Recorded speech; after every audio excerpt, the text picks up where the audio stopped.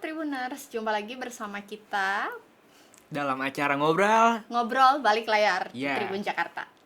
Tribuners, hari ini saya Pebi Adeliana bersama dengan dan saya Rizky. kita akan ngobrol-ngobrol nih ya Ben ya. Yoks. Sama tamu spesial nih hari ini. Ada Ganteng. siapa Ben? Oh ganteng, Yoi, itu cakep ya. itu ganteng. Terus juga ya pokoknya ini idaman perempuan namanya Bebu nih. Aduh, pinter lagi Ben. Aduh. Parah. Idaman banget pokoknya. Siapa Kak Peps?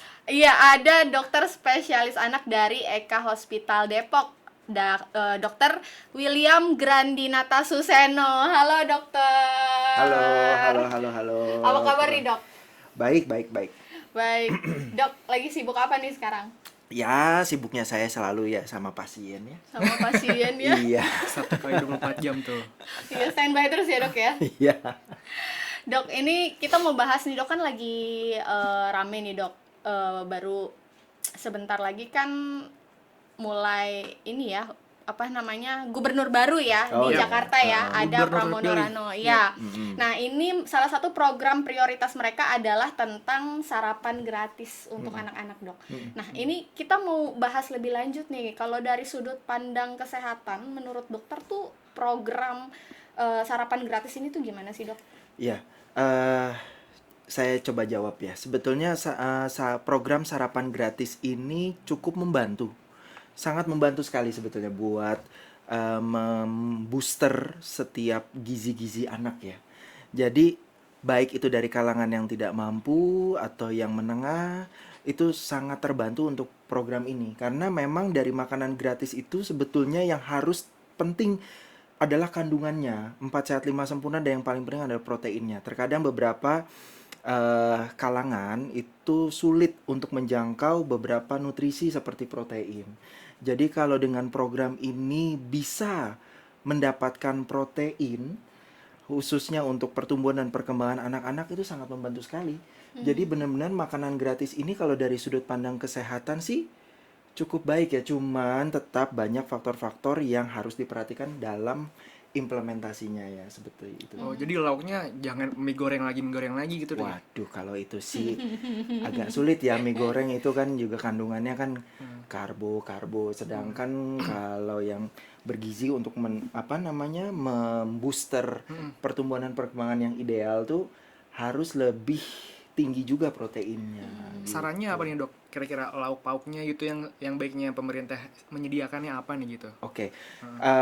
Ini bukan list dari yang paling bagus ke yang paling ini ya. Sebetulnya untuk protein-protein yang paling kita bisa lihat dan bisa tersedia itu sebetulnya yang paling simple, telur ya. Telur, tahu, tempe, ikan. Dimana juga untuk informasi bahwa ikan khususnya untuk ikan kembung itu proteinnya lebih tinggi dibanding ikan salmon. Nah, catat tuh. Jadi salmon yang mahal, padahal proteinnya lebih tinggi ikan kembung ya dok ya? Betul. Tapi kan katanya ikan salmon dok ya, itu proteinnya sekarang udah mulai menurun tuh dok. Nggak tahu karena mungkin Dikirim jauh kali ya, karena mereka ya. asalnya Dari itu? bukan dari Indonesia atau bagaimana gitu. itu? Ya, itu sebetulnya kan faktor X di luar itu ya, yang saya sebetulnya juga tidak tahu. Cuman kalau dari penelitian memang kadang suka ikan kembung tuh dipandang sebelah mata. Banyak yang ngincer-ngincer salmon ya karena memang dari lingkungan sosialnya mulut ke mulut, oh salmon bagus. Tapi sebetulnya dengan harga yang lebih terjangkau ikan kembung itu jauh lebih tinggi proteinnya. Oke, berarti ini ikan yang underrated ternyata banyak proteinnya dok ya? Betul. Nah itu yang mungkin orang juga belum banyak tahu ya dok ya. Ya. Tapi sebetulnya kalau kita ngomongin sarapan dok, berarti tadi yang paling bagus tuh tadi ya contoh lah telur gitu ya dok ya. Ya. Kalau sekarang masyarakat kita banyaknya nasi uduk dok. Gimana tuh? Tambah bihun, Nasi uduk tambah bihun, kerupuk, karbo semua lagi dok. tambah kentang balado. Aduh, gimana tuh Sambal dok? sambal luber lagi. Kalau untuk porsi anak-anak dok sebetulnya tuh gimana dok? Yang ideal dok. Iya, jadi sebetulnya karena kita sudah seperti di stigma ya, dari zaman dahulu kala, termasuk saya dulu, itu adalah kalau makan harus nasi yang banyak dan kenyang. Seperti itu. Padahal tidak seperti itu. Jadi sebetulnya ada porsinya tersendiri. Jadi karbohidrat berapa persen, protein berapa persen. Jadi jangan terlalu banyak kenyangnya di karbo sehingga protein-proteinnya masuk cuma sedikit.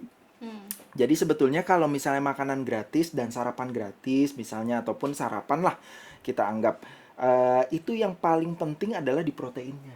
Oke. Kenapa di proteinnya itu sebetulnya tujuannya adalah supaya energinya lebih cepat terbakar untuk melakukan aktivitas yang ada. Kalau misalnya banyaknya karbo, kebanyakan karbo itu dibakar itu jadi agak lama untuk energinya, dan biasanya karbo itu yang meningkat yang terlalu banyak itu jadinya timbunan gulanya juga terlalu tinggi. Bikin Seperti- ngantuk juga ya, Dok ya? Betul. Jadi ada beberapa waktu itu jurnal apa namanya dari jurnal kesehatan itu sudah meneliti bahwa dia meneliti anak-anak yang dimana sarapannya itu banyakkan karbo sama satu lagi protein, dan terlihat dari outcome-nya itu adalah anak-anak yang banyak sarapannya dengan protein itu lebih eh apa namanya outcome-nya itu lebih bisa berkonsentrasi. Lebih fokus Iya, ya, Dok, lebih ya? fokus betul dibanding dengan yang banyak sarapannya dengan karbo seperti itu. Lo biasa sarapan apa, Ben? Tadi sih itu sih kue cookies. Kayak mungkin. Gula lagi, Dok. BTW di Jakarta kan Pramono udah menyediakan sarapan gratis, dokter ya. Terus juga Presiden Prabowo menyediakan Makan siang gratis, Dok. Nah, itu menurut dokter program pemerintah saat ini untuk kesehatan anak sudah berjalan bagus atau gimana, dokter? Nah, kalau untuk berjalan bagus itu perlu waktu yang menjawabnya. Cuman kalau dari kabar ini sebetulnya ini merupakan suatu batu loncatan pertama yang cukup baik ya. Mulai dari sarapan dan mulai nanti makan siang itu kalau sudah diimplementasikannya benar, dari faktor-faktor yang adanya juga sudah baik, di lapangan berjalan baik, itu sebetulnya outcome-nya bagus sekali untuk kesehatan anak-anak khususnya di mana dapat dapat mengisi beberapa nutrisi yang memang diperlukan sama tubuh anak-anak gitu. Jadi kalau dari saya sih saya setuju ya untuk program ini, cuman memang dalam pelaksanaannya itu perlu pematangan lebih lagi Iya, gitu. sepakat. Bagaimana kandungan nutrisinya, bagaimana proporsinya itu perlu Perhatikan, diperhatikan. iya. Betul. Tapi kalau menurut pengalaman dokter sendiri nih, dokter melihat kondisi anak-anak khususnya di Jakarta tuh sekarang dari segi kesehatan gimana, Dok? Oke, kalau dari segi kesehatan ya, dari segi kesehatan itu sebetulnya agak kurang sehat. Kenapa, Dok? Oke, ini di luar ini ya, di luar makanan sebetulnya ya. Banyak sekali kita melihat untuk lingkungan itu banyak yang menghisap asap rokok ya. Nah, baik itu di lingkungan umum ataupun di beberapa tempat juga. Dan kita sudah tahu juga untuk mereka terkadang juga tidak melihat situasi di kiri kanan ada anak atau tidak. Jadi kalau ada anak atau tidak menghisap asap rokok dan asapnya itu juga terhisap oleh anak, kita sudah tahu bahwa anak itu akan menjadi perokok pasif. Kita sudah tahu juga kalau misalnya asap rokok itu banyak mengandung kandungan-kandungan yang memang tidak perlu dihisap oleh anak. Jadi terkadang, kenapa saya bilang kurang sehat, banyak sekali pasien-pasien saya datang, keluhannya adalah batuk pilek, sesak napas. Dan ketika saya gali, ternyata beberapa faktor yaitu di rumah ada yang terhirup asap, baik itu dari asap rokok, asap bakaran sampah, atau mungkin suasana dan kondisi rumah yang pertama lembab dan tidak proper lah. Seperti itu. Artinya masalah gizi ini bukan salah satu hal yang utama gitu ya, Dok ya? Ya utama juga, cuman makanya anak ini sangat gimana ya? Sensitif, Kalau Dok, saya ya? bilang banyak faktor yang harus dilihat sebetulnya. Salah satunya memang gizi itu untuk pertumbuhan kembang anak ya. Baik dia di pondasi awal yaitu di 1000 hari pertama itu benar-benar harus diimbus nutrisi yang adekuat sekali. Nah, tetapi setelah 1000 hari selain nutrisi yang berjalan itu juga harus diikuti dengan kondisi lingkungan yang sesuai. Seperti itu terkadang ya secara teori harus seperti ini, tapi di lapangan tidak seperti itu. Oke. Jadi banyak sekali edukasi-edukasi yang memang harus terus dilakukan supaya orang tuh sadar, khususnya para orang tua, bahwa kesehatan untuk mereka itu juga kesehatan untuk anak. Gitu. Tapi kalau dokter sendiri banyak nemuin kasus stunting nggak sih, Dok? stunting. Kalau stunting cukup banyak. Banyak ya. Itu salah satu faktornya karena gizi juga kan ya dok ya? Salah satu faktornya itu adalah gizi dan juga kurang sempurna, bukan kurang sempurnanya, kurang informasinya mengenai asupan makanannya. Contoh kayak tadi, sarapan lebih banyak di karbohidrat. Gitu, kenyang karbohidrat, bukan protein. Iya, harusnya ada karbohidratnya berapa persen, proteinnya berapa persen. Jadi imbus dari proteinnya juga dapet gitu. Jadi si nutrisi khususnya untuk protein yang untuk tumbuh kembang anak juga didapati dengan baik. Makanya kemarin tuh pemerintah sempat menggalakkan program 2 telur dalam 1 rumah. Oh iya, buat itu untuk mencegah cegah stunting juga ya. gitu. Dok, ini kalau yang aku baca-baca nih dok, katanya kalau program Pramono Rano ini nanti untuk sarapan gratis akan melibatkan UMKM dok dalam pelaksanaannya. Artinya mungkin mereka akan melibatkan kantin-kantin sekolah gitu dok. Nah tapi kalau dokter lihat nih untuk jajanan-jajanan di kantin sekolah tuh apakah sudah memenuhi gizinya dok? Standar atau bagaimana? Wah iya, ini makanya kalau jajanan-jajanan sekolah itu yang pertama diperhatikan tuh adalah jangan gizinya dulu deh. Kita lihat dari higienisnya. Nah dari higienitasnya jajanan-jajanan sekolah tuh gimana? Kebanyakan memang saya juga dapat temukan pasien-pasien saya masuk ke rumah sakit tuh gara-gara makan sembarangan kan di luar. Nah berarti walaupun saya tidak bisa menjudge ke semua kantin-kantin, cuman setidaknya ini menjadi perhatian bahwa kebersihan itu juga faktor hal utama. Nah, ketika kebersihan ini menjadi faktor hal utama, juga faktor-faktor tambahan seperti yang misalnya gizi itu juga harus jadi perhatian. Jadi pertama higienitas, yang kedua gizinya itu. Jangan memberikan suatu makanan-makanan yang kurang bergizi lah untuk anak-anak, karena banyak ya kayak kayak cilok cuma aci doang kan, yang lain cuman karena memang ada dikasih penyedap jadinya asin ya kan, gurih. Nah itu yang jadi anak-anak suka gitu, padahal sebetulnya itu yang bukan dia butuhkan.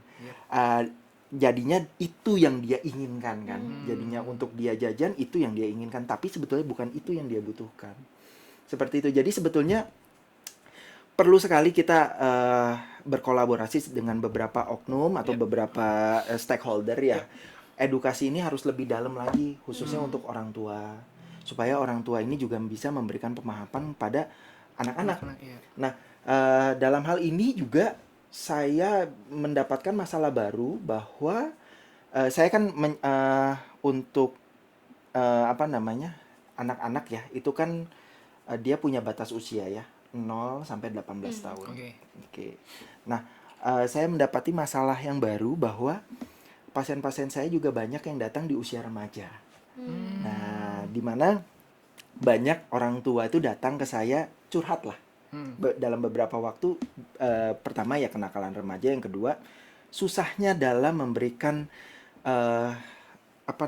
kayak wejangan, nasihat ke remaja ini, karena seperti tidak masuk. Nggak masuk, bebel gitu ya. Udah dibilangin tetap aja bandel gitu. Nah, karena mereka ini kita tidak bisa salahkan, karena mereka ini juga masuk dalam suatu komunitas pergaulan. Di mana pergaulan ini sangat kuat kalau di remaja. Yang satu begini dia akan ikut-ikut. Nah, maksudnya kalau misalnya dalam remaja ini juga, makanya tadi saya bilang edukasi selain kepada orang tua juga kepada edukasi kepada suatu kelompok-kelompok remaja, yang dimana kalau kelompok remaja itu berubah, pasti satu organisasi atau anggota di kelompok itu juga berubah. Perlu waktu ini sih. Kalau berdasarkan pengalaman Dr. William gitu, pengaruh dari pihak internal, let's say keluarga lah gitu ya. Kalau lingkungan kan jatuhnya eksternal. Nah ini seberapa ngaruh sih antara dua pihak ini, antara keluarga dan lingkungan paling parah, yang maksudnya yang paling berpengaruh itu ya? apa dokter? Yang paling berpengaruh tentunya pasti keluarga ya. Karena keluarga itu jadi dari kecil itu sudah memberikan suatu kebiasaan-kebiasaan baru yang secara tidak sadar akan terbawa sampai remaja sampai besar. Coba deh kalau misalnya nih kakak-kakak yang ganteng-ganteng sama cantik-cantik di sini, pasti adalah dari kecil ada satu kebiasaan yang terus dibawa sampai gede, karena memang kebiasaan orang tua udah kasih ini. Saya udah kebiasaan pagi-pagi tuh dikasih sama orang tua makanannya kayak gini, dan itu nggak akan berubah. Bukan nggak akan berubah, susah untuk dirubahnya karena udah kepatri dalam alam bawah sadar. Oh ya, kalau pagi saya seperti ini. Iya lagi. Ya, nah itu jadi harus ditarik ke belakang lagi, dari kecilnya dikasih makannya apa. Kalau dari kecil makannya nggak sehat, tiba-tiba pas sudah remaja dipaksa makan sayur, mungkin dia Susah. nggak suka ya Kaget. dok ya. Betul, Iya, makanya benar. nggak bisa ujuk-ujuk. Misalnya orang tua datang tiba, dok anak saya nggak bisa makan sayur. Nah, langsung dijudge di satu titik itu nggak bisa. Saya selalu akan rundown. Ibu gimana emang sebelumnya? Iya dok, memang sebelumnya karena saya nggak pernah ngasih sayur. Nah, susah gitu. Jadi perlu ada waktu. Jadi sebetulnya anak itu bukan sesuatu hal yang seperti membalikan telapak tangan, nggak bisa. Mereka itu juga suatu individu yang harus diperhatikan juga riwayatnya. Jadi selain kita nggak boleh lah sekali untuk menjudge anak, karena anak itu pasti lahir dan terbentuk dari kita, orang tuanya. Gitu. Makanya orang tua ini berperan sangat penting untuk benar-benar pertumbuhan dan perkembangan anak. Oke. Nah, jadi ya yang tadi saya jawab ya, itu yang paling penting sebetulnya keluarga. Karena beberapa pasien yang sudah jadi dewasa ya, di atas 18 tahun. Iya. Terkadang untuk terjadi diabetes mellitus itu bukan karena genetik, Oke. tapi karena pola makan yang sudah dibiasakan salah, terlalu banyak gula dari anak, sampai akhirnya nanti terjadi diabetes. Oh itu tuh. Nah dok, ini kalau aku terusin dari jawaban dokter nih, artinya apakah kesehatan anak di masa sekarang berpengaruh juga dari siklusnya dia ketika masih di kandungan, kemudian juga ketika masih balita katakanlah ya, begitu dok. Itu pengaruh nggak sih dok pertumbuhan dia sekarang nih, katakanlah ketika sudah usia 10 tahun, 11 tahun, tiba-tiba dia tingginya tidak di bawah normal katakan misalnya. Itu karena dari faktor dari kecilnya juga, atau karena asupan yang dia makan, bagaimana dok? Oke, jadi kalau tinggi badan ya, untuk tinggi badan yang tidak sesuai dengan plot dari grafik yang seusianya, itu sebetulnya kita harus rundown.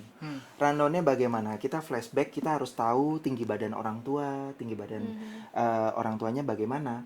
Karena ada beberapa tinggi badan yang memang tidak mencapai standar, itu karena memang ada genetik dari tinggi orang tuanya, gitu. Jadi itu namanya familial short stature ya.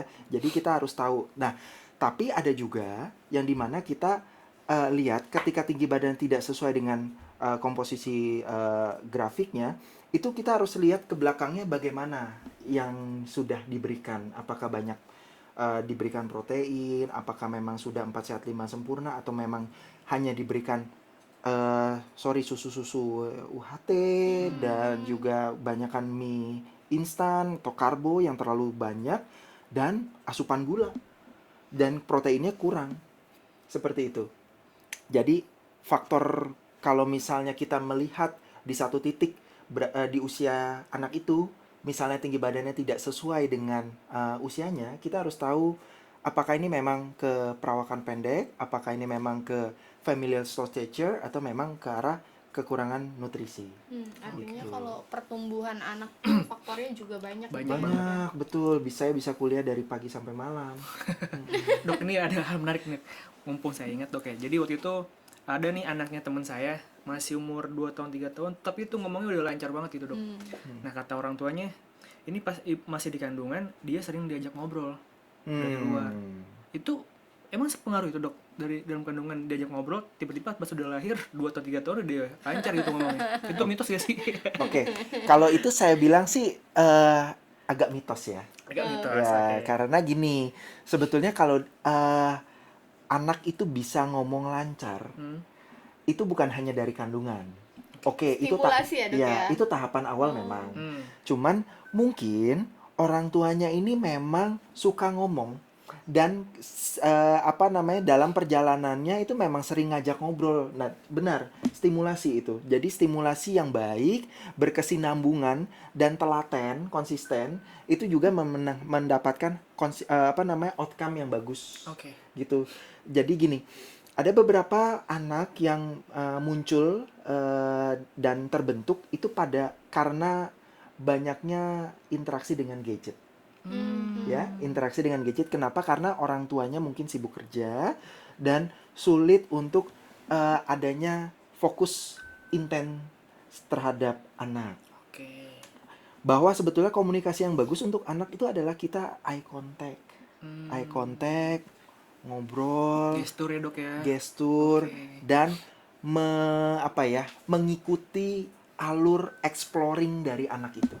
Contoh, kita kadang kan suka bilang, ini anak nggak bisa diem banget sih. Enggak, memang itu adalah fase di mana dia lagi mengeksplor. Kita jangan langsung duduk diam. Ya, memang sesekali boleh kita menegur seperti itu. Tapi ketika dia ada yang mau eksplor, kita ikutin. Terkadang dengan eksplor itu, anak-anak ini akan berkomunikasi dua arah ke kita. Mama, ini tembok, gitu. Ma, ini pohon. Nah, terus langsung kita bilang, oh ya pohonnya warna apa, gitu. Hijau, gitu. Atau dia waktu itu dia nggak tahu daunnya warna hijau. Ini warna apa ya, gitu. Kita arahin. Nah, itu komunikasi dua arah. Gitu. Terkadang kita melihat banyak beberapa saya lihat itu cuma komunikasi satu arah. Iya. Jadi dia gadget di situ. Jangan gitu. Dah selesai. Nah, dia kembali lagi ke gadget, jadinya kurang lah stimulasinya. Jadi kata-kata, kosakata kurang diperdengarkan, jadinya juga ngomongnya jadi enggak terlalu lancar. Ada pengalaman pas saya lagi makan di restoran gitu, ada sekeluarga tuh, terus ada anak kecil, Dok. Itu rewel banget, gerak, banyak nanya, ini apa mah, ini apa Pak, nanya sendok gitu. Diem gitu. Kalau kita udah paham kan jadi enak, Dok ya. Itu anak lagi explore, biar aja gitu. Betul. Itu jadi kadang ya dari kitanya sendiri sih sebetulnya.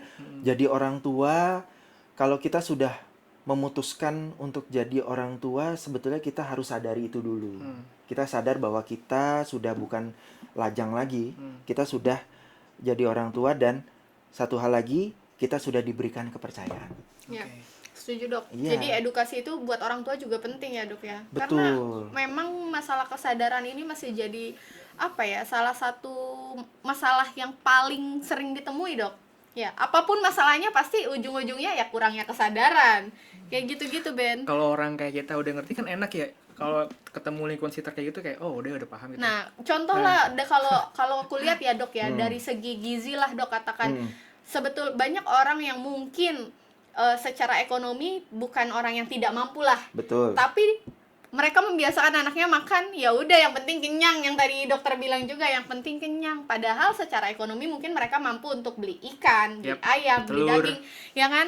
Tapi anaknya minta mie goreng, ya udah makan mie goreng, udah kenyang yang penting kan. Minta susu UHT yang manis lagi susunya kan, Yang Dok, penting yang anak mau gulanya makan tinggi. gitu ya. Iya, yang penting.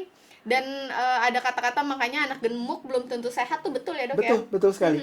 Benar sekali. Jadi memang anak gemuk belum tentu sehat ya, karena memang gemuknya karena apa gitu. Dari pasokan yang nutrisinya yang sudah diberikan tuh apa, terlalu banyak gula kah, apa memang gemuknya karena apa gitu. Ada juga yang gemuk juga karena kurang olahraga dan aktivitas. Ada juga, Dok. Ada. Gemuk karena olahraga bikin badan kurus padahal ya. Ya, maksudnya karena kurang olahraga dan aktivitas, jadinya kan dia jadi gemuk. Iya, dan itu biasanya kita temukan untuk mereka-mereka yang sudah masuk remaja. Jadi remaja makannya banyak, aktivitasnya kurang, hanya mager. Nah, itu jadilah gemuk. Dok, ini menarik nih, Dok. Tapi nggak kalau kita ngomongin anak-anak di usia ya katakanlah SD atau mungkin prasekolah gitu ya, Dok. Sebetulnya mereka perlu olahraga nggak sih, Dok? Karena kan di zaman sekarang apa-apa gadget. Kebanyakan anak-anak bahkan aktivitas fisik kayak bermain di taman lah atau sama teman sebaya kayaknya udah jarang ya kita lihat ya. Sekarang kaum rebahan main gadget. Paling seminggu sekali ke playground, itu pun ya udah nunggu orang tuanya libur, seringnya di rumah dikasih gadget. Nah, itu tuh sebetulnya anak kecil tuh butuh olahraga juga nggak, Dok? Oke, kalau nah ini satu yang menarik. Kalau anak kecil itu sebetulnya tidak perlu kita kasih tahu untuk olahraga, dia olahraga sendiri. Yang tadi exploring tadi. Exploring tadi itu adalah olahraga buat mereka. Nah, tapi untuk masalahnya kita kalau semakin beranjak usia, untuk anak-anak yang sudah mulai remaja, itu kita harus memberikan pemahaman kesadaran kesehatan dulu. Terkadang, nah makanya itu tadi masalah-masalah orang tua yang curhat ke saya tuh karena dikasih tahu harus olahraga, tapi terkadang nggak mau, males, apa karena memang belum paham kesadaran untuk kesehatan tuh apa sih, pentingnya sih gitu. Jadi mereka tuh pasti sehat itu cuma untuk ya udah sehat tidak sakit, tapi sebetulnya untuk sehat itu ada maintenance-nya yang harus dilakukan. Kita harus bayar harga untuk bisa tetap sehat. Jadi memang segala sesuatu ini memang sulit. Sakit itu sulit, tapi untuk memaintain sehat juga sulit. Sulit mana yang kita mau ambil? Oke. Dokter William ini semakin menarik ya obrolannya. Ini kan jatuhnya kita ada sebagai orang tua gitu ya, PR lah ya untuk memberi makna dari investasi jangka panjang tentang kesehatan ke anak. Nah itu ada solusi gak dari Dokter William? Bagaimana sih cara atau peran orang tua untuk memberi penjelasan yang bisa diterima oleh anak bahwa kesehatan ini adalah investasi jangka panjang gitu? Ini untuk anak usia berapa? Let's say SD lah, 5-10 tahun lah. Oke, 5-10 tahun. Pertama gini, faktor yang paling mendalam, yang paling mendasar dulu ya. Itu kedekatan orang tua. Oke. Itu paling penting, kedekatan orang tua dengan anak-anak. Jadi seberapa dekat anak itu terhadap orang tua akan semakin tinggi omongannya dan nasihatnya didengar. Kalau hanya sebatas hanya status orang tua dan anak, itu agak sulit. Ya, jadi perlu saya bilang makanya keterikatan anak dan orang tua ini harus jelas, harus dekat.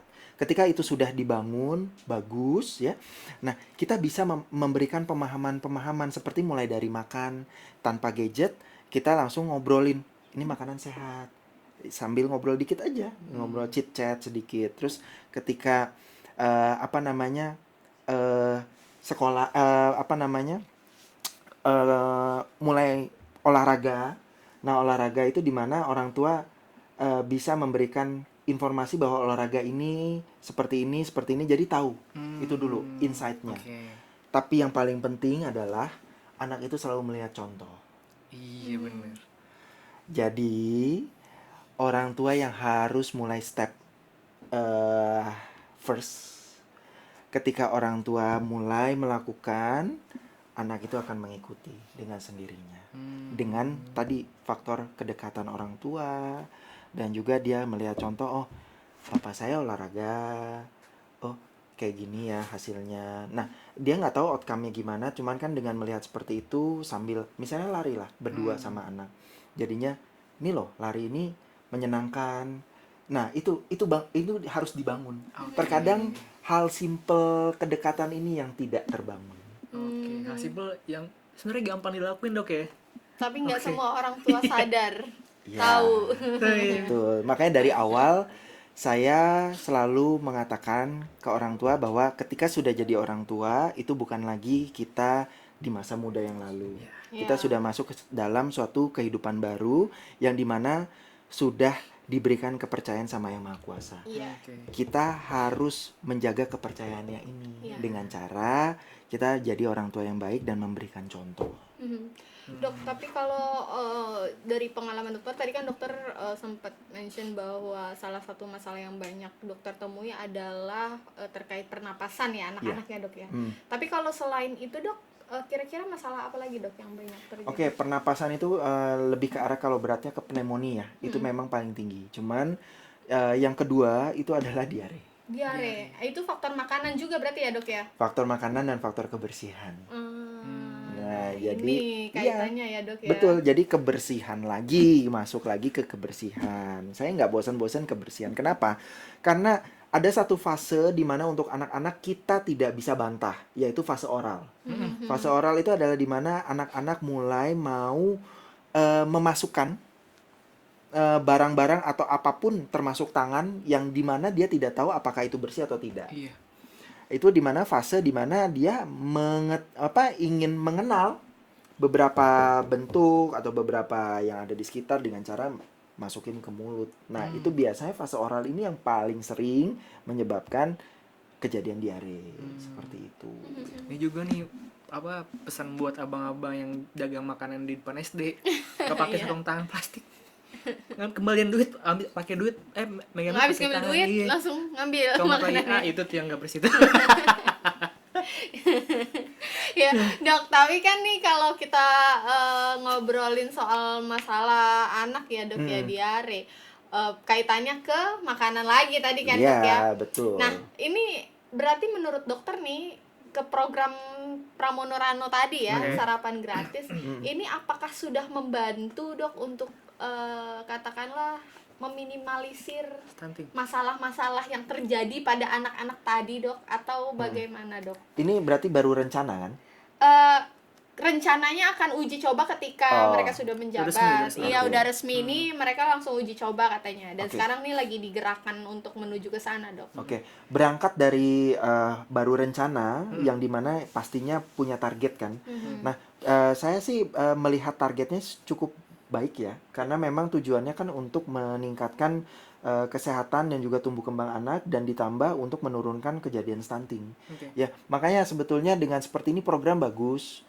Dengan program yang bagus harus diimplementasikan bagus, harus dikolaborasikan dengan beberapa stakeholder juga harus baik dan Ya. benar. Dan jadi sebetulnya masalahnya itu adalah nanti di lapangan. Beberapa hambatan atau apapun itu hambatan yang ada di lapangan itu harus kita tahu, harus cari tahu dan solutif tentunya. Harus mengetahui bahwa anak-anak ini sebetulnya udah bagus, udah mau diberikan beberapa manfaat dari makanan bergizi gratis ini juga. Tapi, nah kembali lagi ke implementasi.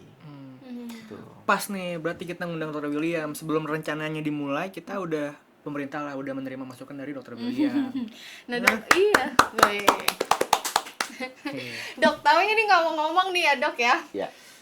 Kalau biasanya kan ibu-ibu tuh paling suka sama harga yang murah, Dok. Iya. Kalau dokter sendiri tipsnya, Dok, makanan sehat buat anak yang harganya murah tuh selain telur apa aja sih, Dok, biar nggak bosan? Masa tiap hari makannya telur sih, apalagi telur ceplok, telur dadar, telur semur, ininya tiap hari telur. Nah, ini kalau dari dokter versinya gimana, Dok? Ya, range harganya segini dok ya, Iya. 5.000 sampai 20.000 lah dok. Oke, ya tadi saya bilang kembali ke 4 sehat 5 sempurna ya. Jadi jangan terlalu banyak karbo, karbonya harus dibatasi. Ya tadi telur tuh tetap menjadi pilihan utama. Kenapa? Karena dia itu termasuk komoditas yang gampang didapat dengan semua jangkauan semua tingkat ekonomi. Nah, jadi telur memang nomor 1. Yang kedua, tahu tempe itu suatu yang sering dianggap remeh, tapi itu tinggi loh proteinnya. Ya pasti kalau misalnya mau memang ada tambahan ikan, ayam, itu kan beberapa orang juga belum tentu bisa menjangkau ya, gitu. Jadi paling kalau yang bisa dijangkau itu yang tadi saya bilang, proteinnya itu ya telur, tahu, tempe. Kalau untuk beberapa hal lain proteinnya itu kan tergantung ya. Nah, untuk sayuran sih apapun ya bagus sebetulnya ya. Bayam, kangkung atau yang lain-lain. Sebetulnya hal simple untuk anak-anak dengan proporsi yang juga tepat itu sudah membantu mereka. Oke. Terkadang yang membuat masalah gizi itu adalah cemilan. Contoh, anak itu ada satu fase dia lapar. Tapi ketika lapar itu orang tua, sekali lagi orang tua, dia tidak mau ribet, dia memberikan makanan cemilannya seperti yang beberapa di jajanan pasar. Yang kemasan-kemasan, saya nggak mau menyebut merek ya. Kemasan-kemasan yang banyak kandungan gulanya, biskuit-biskuit, apa. Akhirnya ketika lapar dia kenyangnya sama biskuit itu. Yang dimana kandungan gulanya banyak sekali, tinggi banget. Nah, ketika udah kenyang oleh itu, dipaksalah makan sama orang tuanya untuk misalnya siang itu makan ini yang memang sudah diporsikan cukup kandungan nutrisinya sudah Cukup gitu ya. udah cukup. Nggak mau, udah kenyang. Udah kenyang kena gula ya. Kenyang gula. Nah, akhirnya yang dimana kapasitas lambung anak juga cuma terbatas, sudah diisi dengan beberapa hal yang kurang berfaedah, ya. Jadinya yang nutrisi yang harusnya dia butuh nggak masuk karena memang lagi kenyang Mm-mm. gitu. Oke. Dan karena sudah terbentuk kebiasaan terus menerus hari per hari, sudah terbentuk kebiasaan lebih dari 30 hari. Sulit ketika kita bilang stop cemilan, marah dia. Iya. Mhm. Ini kebiasaan saya kok. Udah edik ya dok ya. Iya, ini kebiasaan saya, ya marah, ngamuk gitu. Nah, ketika seperti itu, itulah peran orang tua harus mulai mengubahnya, nggak bisa dalam 1 hari. Udah kebentuk 30 hari, ya harus buat kebiasaan baru lagi 30 hari. Nah, itu tantangannya. Gitu. Nah, itu kemarin salah satu contoh kasusnya di program makan bergizi gratis dari Pak Prabowo ya, Dok ya. Itu ada beberapa anak yang mereka memilih buat bawa pulang makanannya ke rumah selain alasan buat keluarga karena mungkin nggak suka. Nah, itu Nggak salah satu faktornya kali ya, Dok ya. Pernah nonton video-video ini dok Iya, ya? Iya, itu kan iya. kalau dilihat ya, Dok ya. Iya. Nah, itu mungkin salah satu faktornya juga itu ya, Dok ya, Iya. karena tidak dibiasakan ya, Dok ya. Tidak biasakan gitu. Makanya anak-anak itu sama kayak kita kok individunya gitu. Maksudnya dia punya selera, dia punya kebiasaan. Nah, kebiasaan ini yang terbentuk karena dimana dari orang tuanya yang sebelumnya. Nah, makanya kalau kita mau menciptakan kebiasaan baru, kita harus juga nggak bisa kayak membalikan telapak tangan. Ya. Kebiasaan sudah terbentuk berapa tahun yang lalu. Berarti kalau mau membentuk kebiasaan baru, ya kita harus day by day membiasakan kebiasaan baru itu selama 30 hari lebih. Itu dengan tantangan yang ada tentunya. Oke. Dokter tadi kita udah membicarakan soal makanan kayak telur, Mm-mm. ayam, tempe dan beberapa makanan yang kayak protein lah ya. Itu kan bisa dibilang untuk mencegah stunting. Betul. Ya. Nah, kalau stunting sendiri itu dok, ciri-cirinya seperti apa sih dok? Anak yang stunting itu dok? Nah, sebetulnya anak-anak yang stunting ya, saya waktu itu pernah lihat, saya kan waktu itu sekolah, terus juga saya ada dikirim ke Papua, nah itu cukup ini miris ya sebetulnya Oke. daerah sana. Cuman kembali lagi ke ciri-ciri stunting itu ya, pertama anak tuh kurus, ya, anak kurus ya, ditambah pendek. Oh gitu dok, ngaruh Iya. juga ke tinggi badan. Iya, karena stunting itu kan ciri-cirinya kalau secara diagnosa itu adalah ketika kita plot dalam suatu grafik yang seusianya, Oke. itu grafiknya di bawah -2. -2 tuh kan ada grafiknya tuh, ada minus. Turun ya, Dok, ya? Iya, betul. Jadi ada satu grafik yang dimana dia tidak di batas yang seusianya Oke. itu. Jadi dia sudah Di bawah batas dok di ya? bawah batas. Oke. Nah, itu yang harus dikejar. Kita harus screening stunting itu sebetulnya dari 1000 hari pertama itu. Baik dari asupan secara makanan empasi atau susu formula atau ASI gitu. Nah, Dok, gitu. ini nih kayaknya gue agak gimana ya, tertarik tadi sama pernyataan dokter pernah dikirim ke Papua ya, Dok ya. Kalau dari pengalaman dokter nih selama ini, dokter kalau boleh tahu udah berapa tahun sih jadi dokter? Saya jadi dokter ya. Iya. Oke. Jadi dokter saya mulai dari 2014. Sekarang sampai 10 tahun. 10 tahun ya. Lama. Nah, tapi sebelum itu pasti kan pengalamannya juga udah Ya. ya kan, Dok, ya, riset kemana-mana lah, penelitian segala macam. Nah, Dok, tapi dari perjalanan dokter selama ini ada nggak dokter pernah nemuin kasus yang mengiris hati, dalam arti katakanlah ternyata ada ya kasus, masih ada loh anak yang ternyata begini gitu, Dok. Itu pernah, Dok? Dokter pernah ngalamin hal-hal kayak gitu? Ya itu makanya saya pernah. Kasusnya seperti apa, Dok? Aduh, miris ya sebenarnya. Berat banget kayaknya dokter nih. Ya, jadi ya itu saya ke daerah sana ya, saya lihat anak-anak itu sulit makan gitu. Cuma makannya ya banyak sagu, proteinnya kurang. Nah, itu kadang saya bingungnya gimana memulainya untuk mengatasi hal tersebut karena kan kompleks ya gitu, dimana dinamikanya juga kita regulasinya banyak gitu yang harus kita penuhi. Nah, cuman ini dari sudut pandang saya sebagai dokter waktu saya praktek di Papua Barat, itu banyak hal yang bikin saya kadang nangis gitu. Karena mereka itu seperti gimana ya, agak kurang keurus gitu. Ya memang mulai dari faktor utamanya yaitu finansial pastinya.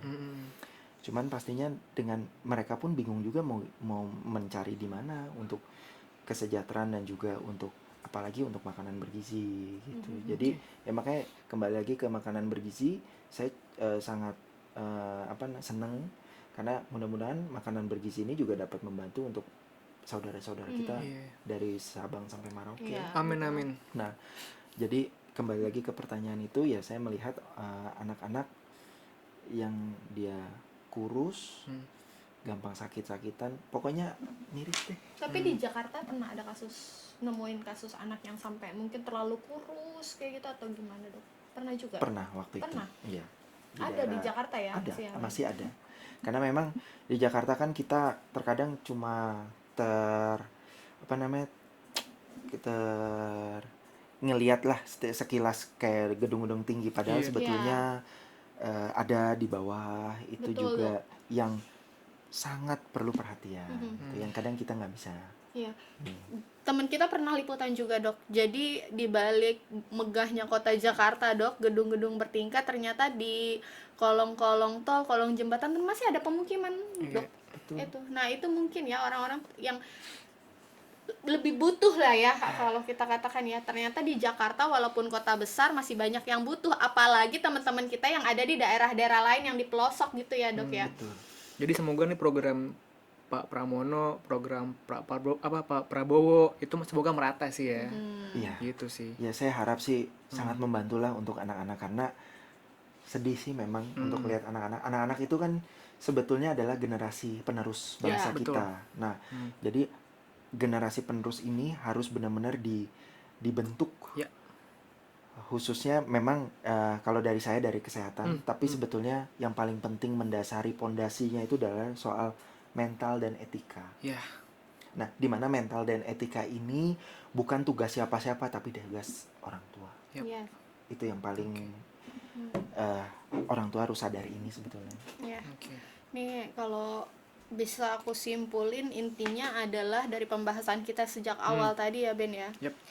Untuk mendukung pertumbuhan anak biar anak jadi sehat tuh sebenarnya faktornya banyak. Pemerintah itu sifatnya cuma membantu, Betul. gitu ya, Dok. Iya. Tapi tetap peran orang tua itu penting di Iya. rumah, mulai dari faktor kebiasaan tadi, pembentukan karakter, kayak gitu-gitu, termasuk soal gizi ya, Dok ya. Betul. Karena banyak yang ternyata mereka mampu tapi mereka tidak membiasakan, sehingga anaknya juga udah biasa makannya ya gula, ujung-ujungnya gula. Gemuk-gemuk tapi ternyata belum tentu sehat. Nah, itu kuncinya. Jadi jangan terlalu bergantung sama pemerintah. Betul. Ya. Betul. Ya. Karena pemerintah support system aja. Tapi juga tetap pemerintah harus memperhatikan, Iya. jangan sampai diserahin juga ke orang tua semuanya, gitu. Bener-bener kan bayar pajak kita, Bu. Ben, ini gimana ya kalau diterusin kayaknya kita berapa SKS sih di Ben? Ya, soal layanan. Oh iya, layanan bener-bener. Soal layanan. Iya. Ya kalau di Eka gimana, Dok? Eka Hospital Depok ya, Dok ya? Ya. Gimana, Dok? Layanan kita sih lengkap ya. Mulai kalau kita dari pelayanan dari poli sama IGD dan juga imunisasi. Ya, jadi kalau di poli itu sebetulnya kita pada saat datang kita selalu men-screening dan melakukan pemeriksaan fisik. Nah, screening ini sebetulnya yang wajib harus dilakukan tuh ya karena kita harus lihat berat badan tinggi badan. Ya, berat badan tinggi badan kita plot, lihat gizinya bagaimana.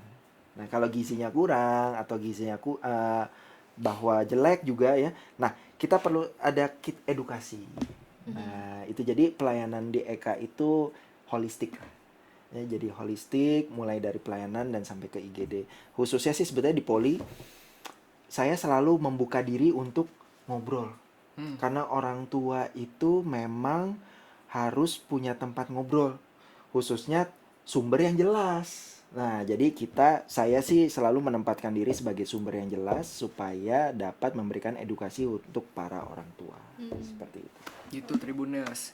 Kalau Dr. William sendiri, jam prakteknya di Eka Hospital Depok itu hari apa dan jam berapa aja, Dok? Oke, jadi saya tuh prakteknya di Senin, Selasa, Rabu, Kamis. Nah, untuk Seninnya itu dari jam 8 sampai jam 2 siang. Lalu untuk Selasa itu jam 18 sampai jam 20, dan untuk Rabu Kamis itu antara jam 8 sampai jam 11 siang. Oke, itu Tribuners ya, udah Catat, diinformasikan. catat, Nah, catat. catat. Dokternya ganteng soalnya. Asik juga buat ngobrol. Oh iya, asik buat ngobrol. Jadi bebas konsultasi apapun, pokoknya ke dokter William aja langsung ya, Dok. Selain dokter bisa jadi psikolog juga. Psikolog anak. Iya kan? Psikolog orang tua. Nah, itu temen curhat. Iya. Nanti malam-malam di WA-in sama orang tua. Dok, ini anak saya gini-gini. Gitu nggak, Dok? Iya, kadang kayak gitu. Udah ngantuk, ada apaan sih gitu. Orang tua curhat ya kan. Dok, terakhir nih, Dok, dari Iya, kita, iya, Dok. iya, iya. Mungkin dokter boleh ngasih pesan-pesan, Dok, buat orang tua di rumah atau juga mungkin PR-PR buat pemerintah nanti terkait program ini bagaimana sih, Dok, Iya. kalau dari kacamata dokter? Oke, kembali saya bukan siapa-siapa ya, cuma hanya pelaku kesehatan ya. Yang pertama untuk pemerintah sih saya support ya untuk program ini, soalnya ini juga kalau dari target dan juga outcome itu pastinya sangat membantu. Cuman saya minta tolong banget untuk dalam mengimplementasikannya dapat bekerja sama dan berkolaborasi dengan beberapa stakeholder tuh yang jadinya yang benar. Jadi masuk di dalam tahap dimana tidak miss dan tepat untuk sasaran untuk anak-anak gitu ya. Dan kembali lagi untuk yang paling penting adalah kepada orang tua. Orang tua harus bersyukur ya, harus bersyukur diberikan suatu keturunan yang dimana orang lain belum tentu. Jadi ketika kita sudah diberikan keturunan, kita harus menjaga tanggung jawab dan kepercayaan, bukan diberikan oleh manusia loh, diberikan oleh Yang Maha Kuasa. Kita harus jadi orang tua yang bisa memberikan contoh. Ingat, anak itu memang untuk dididik, tapi anak itu visual, itu melihat sosok siapa di rumahnya dan dia akan menjadi itu. Ya, jadi orang tua ini sosok yang sangat vital, menjadi suatu sosok yang paling dekat untuk anak-anak, sehingga kalau ingin anak-anaknya bertumbuh menjadi lebih baik, ternyata jawabannya adalah orang tua harus jauh jadi lebih baik dulu. Oke, luar biasa KPFS Tribuners, tepuk tangan dulu sekali lagi. Tribuners, itulah perbincangan kami bersama dokter spesialis anak dari Eka Hospital Depok, Dr. William Grandinata Suseno. Sekali lagi, terima kasih sudah menyaksikan karena obrolan kita daging semua tadi ya. Oke. Saya Rizky dan saya Feby Adeliana bersama Dr. William pamit Thank dulu. you. Tapi jangan khawatir karena besok kita kembali lagi, pasti ada episode-episode seru juga ya, Ben ya, sama narasumber Pasti. yang gak kalah ganteng, gak kalah cakep, gak kalah pinter. temen curhat juga. Oke, ya udah itu aja Tribuners, sampai ketemu lagi. Dadah. Dadah.